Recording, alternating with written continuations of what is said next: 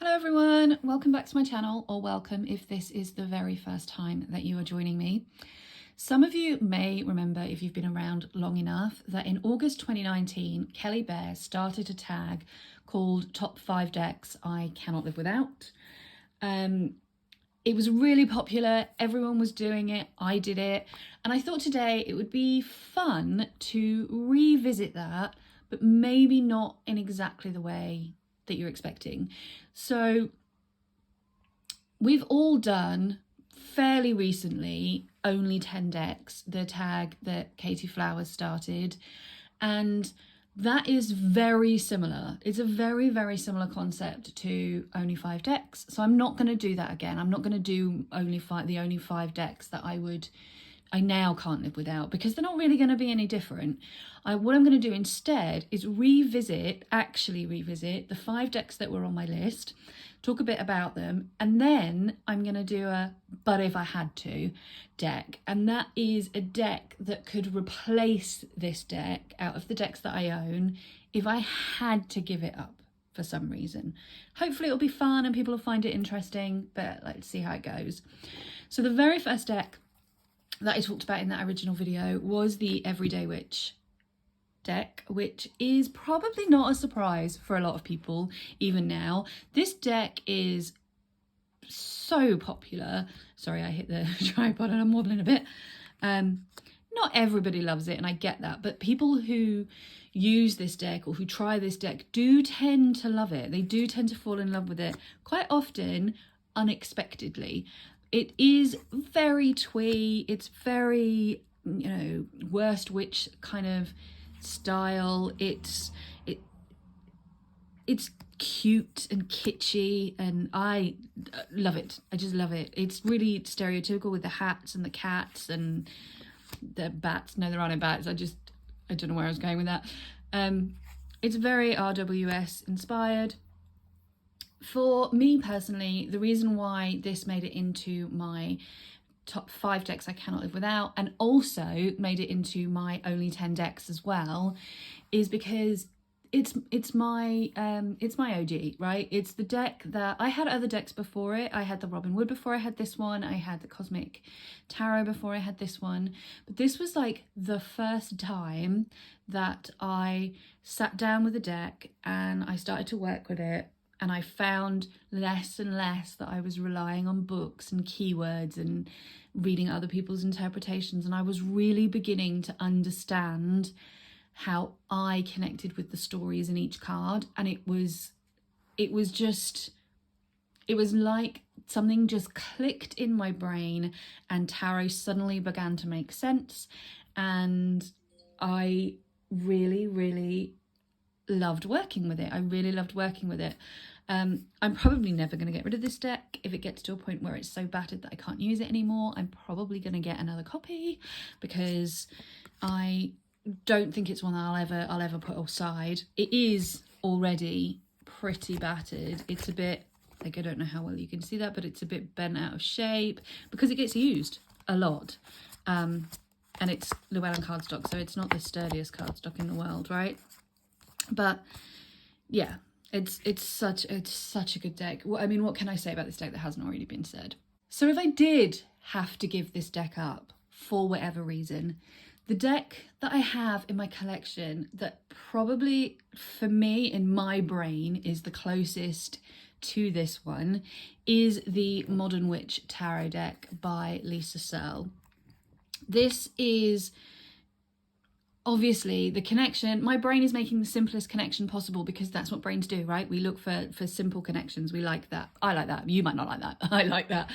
And they've both got witch in the title. And in my brain, that's like, that's a connection enough. That'll do. But also, I really like this deck. I like that it's an RWS clone, but it is modern, like it says. It's very diverse. It's very easy to read. It's a way for me to connect to the imagery, the standard RWS imagery, if you like, without having to try to come to grips with Pixie's artwork, which personally I just don't love. And it's just another fun easy to use deck where I feel like I can look at what's going on in the cards and I can very much tell the story of each card, and I can see when I lay them out how each card tells the stories combined together, and it basically is it's a deck that does what I need a deck to do. It's nice and easy to read, and I get exactly the same from the Everyday Witch. So if I had to give up the Everyday Witch, the Modern Witch is the deck that I would replace it with. So the next deck in my top 5 was the Robin Wood Tarot. Another really good workhorse deck for me. Another one that I've had a really long time, although this is my second copy of this deck because the original copy that I had, the dog ate when he was a puppy. So I was gifted another copy of this deck by Jen at Jen's Balanced Tarot. But it's a deck that also, again, made it into my only 10 deck. So it's one that I still obviously very much hold dear. This is one of those decks that, because I've had it so long, I talked about this in my last video when I was talking about the Cosmic Tarot, and this one is the same. Because I've had it so long, I know it intimately. Like when I was trying to learn tarot, I did a lot of getting the deck out and literally describing each card in as much detail as possible. I would write down everything that I could see in the card, every possible little detail that might mean something. I wrote about the colours in the deck. I wrote about the people and where they were looking and what their facial expressions were and what was going on around them and what they were holding and what details they had on their dress or their outfits, and how each card made me feel and what it made me think of. This, like, I know this deck so well that it almost feels like a part of me at this point. And I really, really love it. And I feel almost like this is a much more mature deck. So out of, like, I would say that the Everyday Witch and the Robin Wood are probably both like real workhorse decks for me. They're ones that I can dig out and I can read really easily with, and I feel very, very at home and comfortable with. And the Everyday Witch, although she's a snarky bitch, she is a much lighter, fluffier, kitschy kind of deck.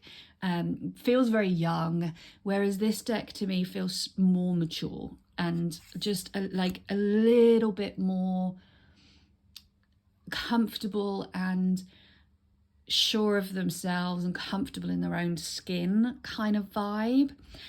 And because of that, that is how I've made my connection to the deck that I would replace it with if I had to. And that deck is the Lightseers Tarot. So again, some of you have probably heard me talk about this deck before. I love this deck. I call this my boho chick deck. And it's one of those decks that, interestingly, other people talk about it and they talk about how it has this very young vibe, and I don't get that from this deck at all. I don't get that from this deck at all. I get a very real sense of maturity from this deck.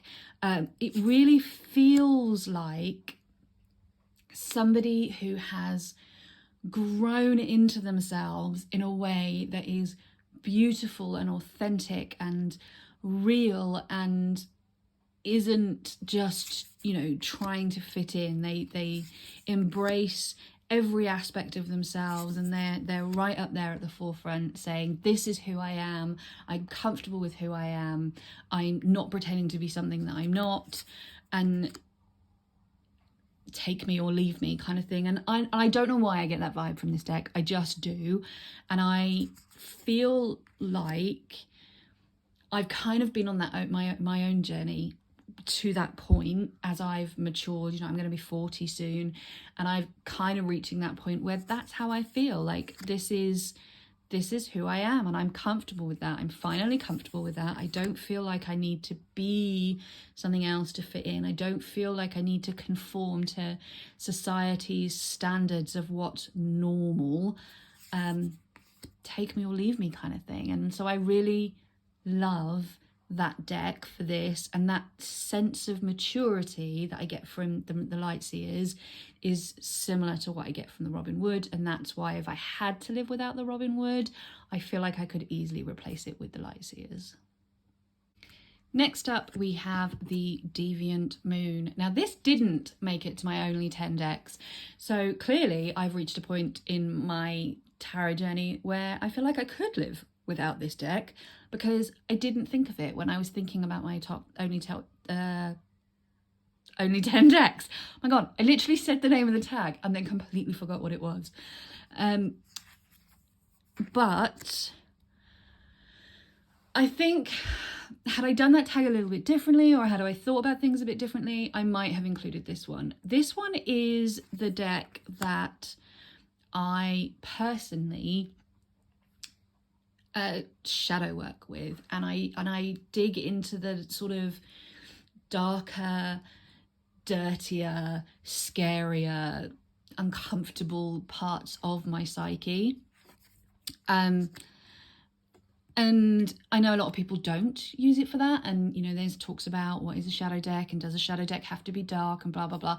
And no, I don't think a shadow deck necessarily does have to be dark for people, and I don't necessarily think the Deviant Moon is dark per se, but it is a deck that makes me really freaking uncomfortable in a lot of ways, and because of that I find that it's a deck that I really am able to dig into those parts of myself that maybe I don't really want to see, or maybe I really don't want to acknowledge, or maybe I don't really want to admit that they even exist. And this deck, because it confronts me and it makes me uncomfortable, in the imagery does, it does that brilliantly. It's just so good for that. But if I had to replace it, the deck that I would replace it with is the Somnia Tarot, because this deck does exactly the same thing. it in a different way maybe, but it is one that confronts me. It makes me feel uncomfortable. It makes me think about those things that I'm denying or trying not to acknowledge or not seeing, or you know, I'm kind of pushing to the side, like it's fine, if I ignore it it'll go away, it's okay, I don't need to acknowledge that side of myself. I can pretend that I'm always good and I'm always nice and I'm always kind and I never have an unfair, unkind, judgmental thought, you know, or whatever. And this deck is like, no you can't. Now you need to look at those things and you need to confront them and be uncomfortable. And this deck, it just does that really, really well. It's one of the reasons why I really love it. I think it's very deep. It's very, very deep and confronting and uncomfortable in a way that I crave from certain decks when I am trying to unpack, untangle, understand a whole side of myself that I 90% of the time would be quite happy to pretend just didn't exist. So if I had to replace the Deviant Moon, or if I had to live without it, the Somnia Tarot would fill that gap for me. The fourth deck on my list of top 5 decks that I cannot live without or can't live without is the Joie de Vivre Tarot. And this actually didn't make my only 10 decks, and that doesn't surprise me.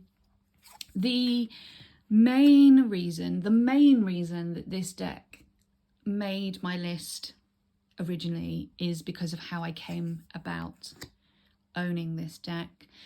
This deck has a lot of feeling involved in it because it was gifted to me by a friend who then passed away from cancer not long after, and so there's a whole load of other stuff going on underneath with this deck.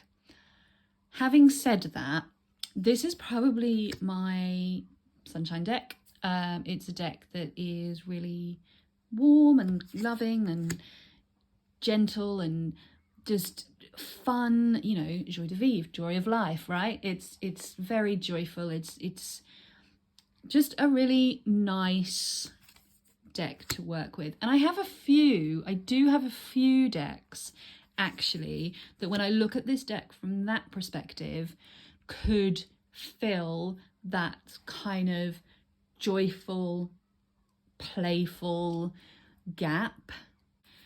But the one I've chosen to go with is the Crystal Unicorn Tarot for a couple of reasons. One, it is very much that joyful, playful, enjoyable side of reading tarot. It's very soft. It's, you know, the colours are beautiful. It's got that kind of young, childlike vibe to it. But also, it interestingly is a deck that also has connection in the same way that this one does, in that I ordered this deck. I talked for a long time to my friend about this deck, and we were both going to buy it and we were very excited for it.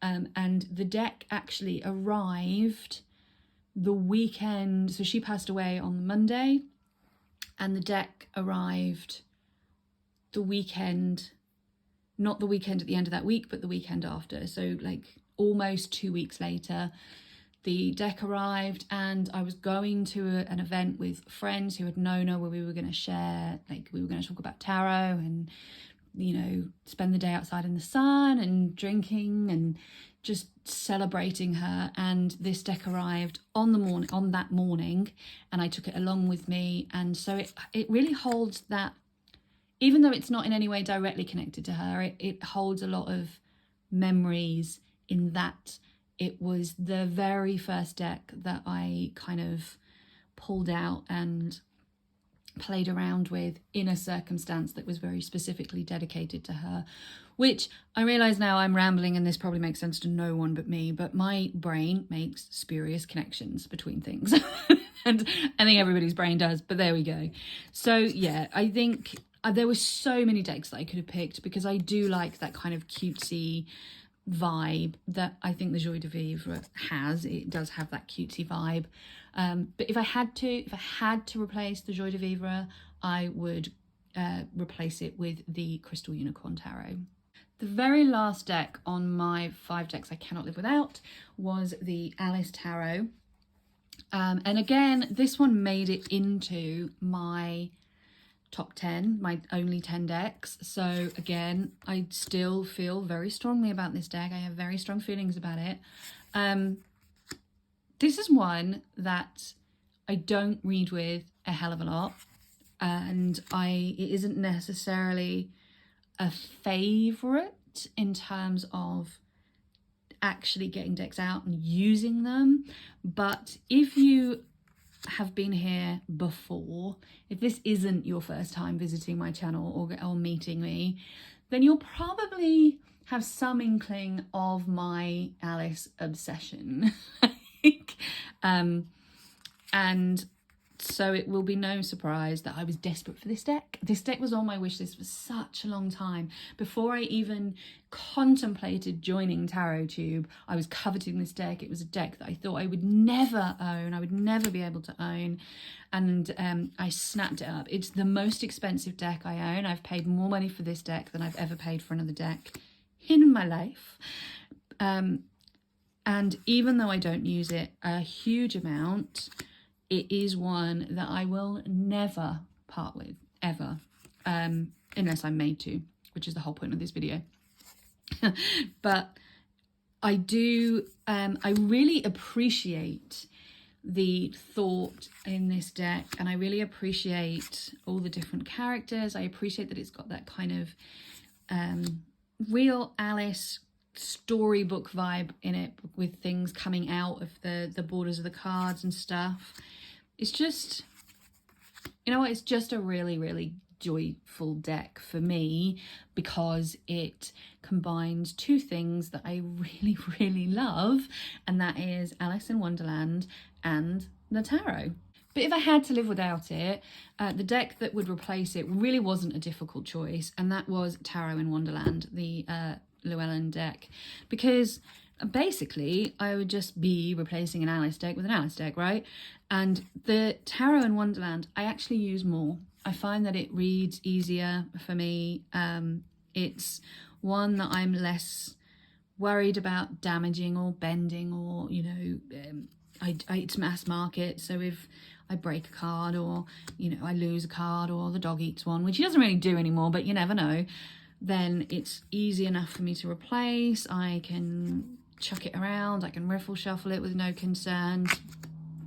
In many cases, I just prefer the choices that were made in this one to this one when it comes to actually reading the tarot, but I love how this one is very true to the story in many, many ways. I mean, it's a no-brainer, right? If I had to replace this Alice deck, I would just replace it with another Alice deck. And this may not be the last Alice deck that makes it into my collection, let's be fair. There are other decks out there, Alice related now, that I may still be looking at purchasing at some point in the future. But that's maybe a video for another day.